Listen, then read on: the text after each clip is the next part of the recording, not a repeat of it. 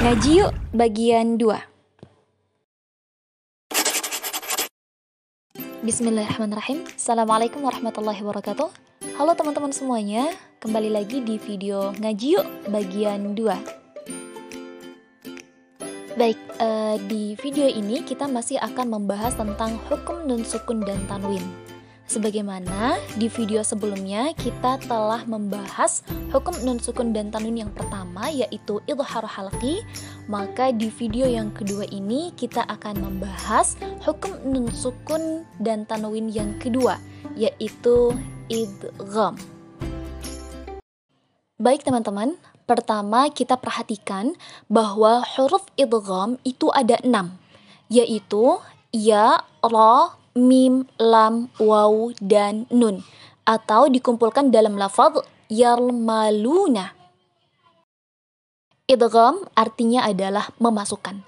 Jadi apabila ada nun sukun atau tanwin menghadapi salah satu huruf idgham tadi, maka nun sukun atau tanwinnya tidak dibaca. Mari kita perhatikan contoh berikut ini. Di sini ada contoh 1 dan 2. Perhatikan di tanda yang berwarna toska. Di contoh yang pertama, di situ ada tanwin menghadapi mim. Maka tanwinnya itu tidak dibaca, langsung dimasukkan ke huruf mimnya. Cara membacanya adalah ajalim musamma.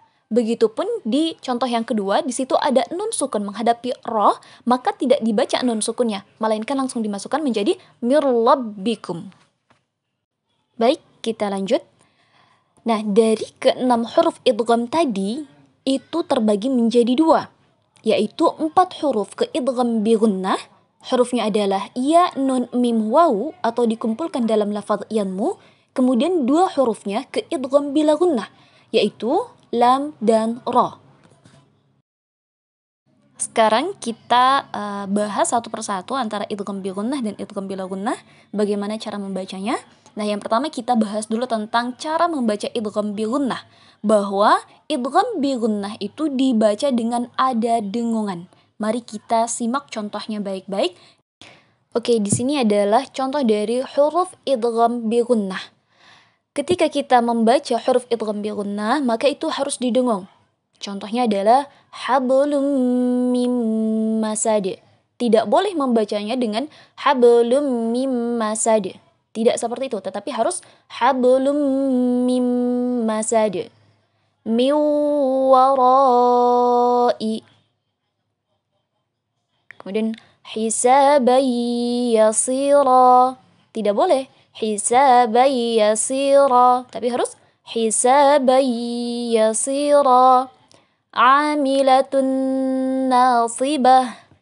Baik, sekarang kita lanjut ke idgham bila gunnah. Sebagaimana tadi, kalau idgham bi gunnah itu kita harus membacanya dengan dengungan. Nah, idgham bila gunnah ini tidak boleh dibaca dengan dengungan. Mari kita simak contoh berikut ini dengan seksama. Di sini ada contoh yang pertama dan yang kedua. Perhatikan di tanda yang berwarna abu-abu. Di contoh pertama ada nun sukun menghadapi lam, itu hukumnya menjadi idgham bila gunnah, maka tidak boleh didengung. Contohnya misal min laduka, tidak boleh seperti itu, tapi harus min laduka. Contoh yang kedua, tawwabar rahima, tidak boleh tawwabar rahima, tidak boleh seperti itu.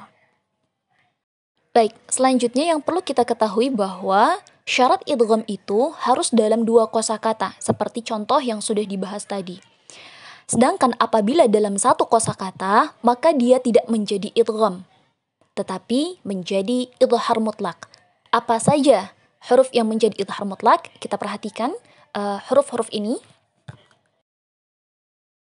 Baik, di sini ada kata ad-dunya. Di situ nun sukun menghadapi iya, seharusnya menjadi idgham. Tetapi karena ini adalah dalam 1 kosakata, maka dia tidak menjadi idgham, melainkan menjadi idhar mutlak, sehingga dibacanya tetap idhar. Tidak dibaca ad-dunya, tidak, tetapi ad-dunya, sinwanun, bunyanun, qinwanun, seperti itu.